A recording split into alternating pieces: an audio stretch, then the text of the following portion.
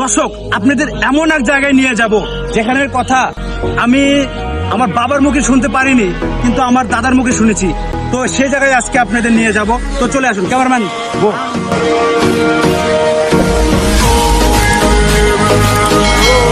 যাই হোক, এখানে অনেক ভাই ব্রাদারদের দেখতে পাচ্ছি।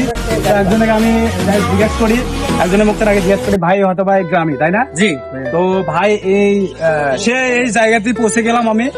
তো দেখি জিজ্ঞাসা করি যে এই গাছটার কথা কিছুটা হয়তো আপনি জানেন, যেহেতু এলাকার মানুষ। হ্যাঁ, জানি। তো গাছটার বিষয়ে একটু বলেন। এই গাছটা আমাদের বাপ দাদার মুখে শোনা, তো আমার বাপের মুখে জানতো, দাদার মুখে শোনা। এই গাছটা প্রায় এর বয়স হবে 200 বছর। হ্যাঁ, এটাই আমি শুনছিলাম, যেটাই বললাম যে আমি বাবার মুখে শুনিনি, কিন্তু দাদার মুখে শুনছি। তো গাছটার বয়সটা তো বহুত। তো আর বিষয়টা বলেন, যেহেতু আপনি গ্রামে থাকেন। 200 বছর বয়স প্রায় গাছটা। আর এখানে যে মাঠ দেখতেছেন, এখানে যারা আবাদ বসত করে, খেটে খাওয়া মানুষ, যারা কৃষক মানুষ, তারা এখানে কাজকর্ম করে এবং এখানে এসে একটু বিশ্রাম নেয়। আরাম নেয়। এখানে মাঠটা পুরো জমি আর কি। তারপরে আপনার এখানে যে গাছটাতে অনেক আমও ধরে। হ্যাঁ, প্রচুর পরিমাণে আম আছে প্রতি সিজনেই। এখানে সবাই উন্মুক্ত, সরকারি গাছ হিসাবে উন্মুক্ত, সবাই খেতে পারে। মহল্লার সবাই এখানে এই গাছের আম খায়। আমরাও অনেক খাসি, কাঁচা মিষ্টি আম। আচ্ছা, আমরা অনেক খাসি। এই গাছের আমটা মটমটা এবং কাঁচা মিষ্টি, খুবই সুস্বাদু। আচ্ছা, এই রাস্তাটা কত দূর যাচ্ছে?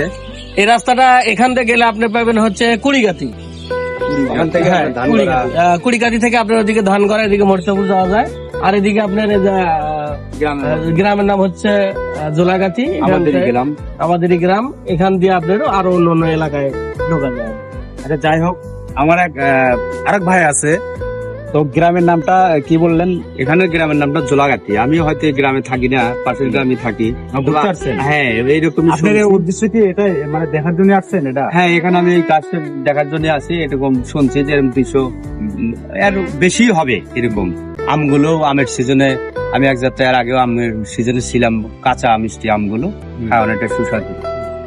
যেহেতু গাছটার বয়সটা অনেক শুনতে পারতেছি, 200 বছরের আম গাছটা, তো সেই হিসাবে কিন্তু মানে বাত্তি বলতে একটা জিনিস আছে, তাই না? আমাদের গ্রামের ভাষায় যে বলি বাত্তি এবং কি অবাত্তি একটা যে বলি, 200 বছরের গাছ যেহেতু, এই কারণে আমটা খুব সুস্বাদু হয়। চেহারাও তো মনে হচ্ছে যে অনেকই পুরাতন। জি। তো এই গাছটা মনে হয় তো কেউ মানে সরকারি বলতে হয় নাকি? হ্যাঁ, এটা সব মানে রাস্তার উপর। তো আমাদের হলো এখানকার এক মুরব্বী গাছ ছিল, সে আর নাই, সে মারা গেছে অনেক আগে। আর এখান থেকে কি রাস্তা যে গেছে, এটা রাস্তা কি, এটা কি কোনো মানে গ্রামের রাস্তা? এটা না, এটা গ্রামের রাস্তা। এখান থেকে এটা গ্রামের রাস্তা। এখান থেকে গেলি বাড়ি আমরা কুড়িগাতি গ্রামে। আমার আগে এক বড় ভাই বললো সেটা কুড়িগাতি। এদিকে আমার ধান করা আছে, এদিকে মুত্তাবু। আর কি মেন রোডে উঠলে পারে আপনার যে কোনো জায়গায় যেতে পারবেন। আমি বলতে চাচ্ছি, আমাদের তো আশেপাশে সব রাস্তাঘাট তো পাকা, ঠিক আছে? তো আমি বলতে চাচ্ছি যে এই রাস্তাটা তো একদম কাঁচা অবস্থা। তো হ্যাঁ, এটা অনেক পুরাতন। এটা আমরা যখন এদিকে যে ধান করা হাট লাগছে, আমরা দাদাদের সাথে গেছি, এখানে হাঁটে গেছি, অনেক গেছি, তখন থেকে দেখছি কাটা, মানে কাঁচা রাস্তাটা। আর আপনার এই যে অনেক ভাটা, ক্যামেরাম্যান প্লিজ একটু ভাটাও অনেক দেখতে পাচ্ছি, মানে জায়গায় জায়গায় যে ভাটা, এটা অনেকটাই পুরাতন ভাটা ছিল। এটা হচ্ছে যে একটা ভাটা, এটা হচ্ছে আপনার বন্ধু ভাটা বলে।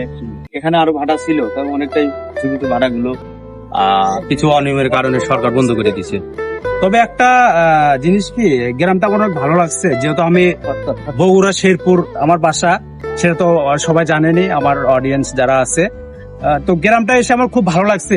বিষয়টা হলো ভালো লাগছে কি, রাস্তা যে কাঁচা অবস্থায়, তারপরও আপনার আশেপাশে যে গাছগুলো আছে, বট গাছ, আপনি দেখেন জায়গায় জায়গায় রাস্তাঘাটে কিন্তু অনেক বট গাছ আর কি, অনেক ভালো লাগছে আর কি। এই ওখানে যে বট গাছ আছে, ওখানে ওটাও খাট জায়গা, এটা সরকার গভর্নমেন্টের জায়গা।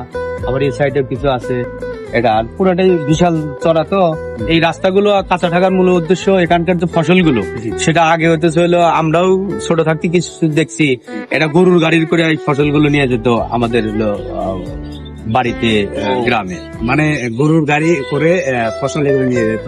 এখন তো সরিষা লাগাইছে, ধানও লাগাচ্ছে, কিন্তু আমাদের যে গ্রামটা, আমাদের ওখানে এখন চাষ হচ্ছে হলো ভুট্টা, ঠিক আছে, ভুট্টা চাষ হচ্ছে। তো আমাদের মূল উদ্দেশ্য হলো এই গাছটা দেখে, মানে আসার উদ্দেশ্য হলো দেখানোর জন্য, যে শুনছি যেহেতু দাদার মুখ থেকে শুনছি 200 বছর, এই কারণে গাছটা বিশাল আয়ত্ত কিন্তু অনেক বড়, ঠিক আছে। মানে এটা কি কোনো কাটার কোনো প্ল্যান নেই? না না না না, এটা কাটার কোনো প্ল্যান নেই, আর কোনো মালিকও নাই। আর একটা জিনিস, সেটা হলো আমি একটা জিনিস শুনতে পারছি, সেটা হলো যেটা পুরনো গাছ সেটা বলে, সেটার খুব মানে ভয় ভীতি বলে থাকে, ওরকম কি ওরকম না? এই যে গাছের উপরে লোক আছে, সে নাকি, আমি জিজ্ঞেস করলাম যে আপনি গাছের উপর কে, বলে গাছের উপর খড়ি বানবো। যাই হোক, গাছের উপরে লোক আছে, হ্যাঁ, ওদিক থেকে দেখেন একটা লোক আছে। ভাই এদিকে একটু উঠে দেন, অথবা কৃষক মানুষ এই কারণে, কৃষক মানুষ এই কারণে হয়তো বা সে বিশ্রাম নিচ্ছে কাজ শেষে। এখানে কি করতেছেন? খড়ি পারবেন?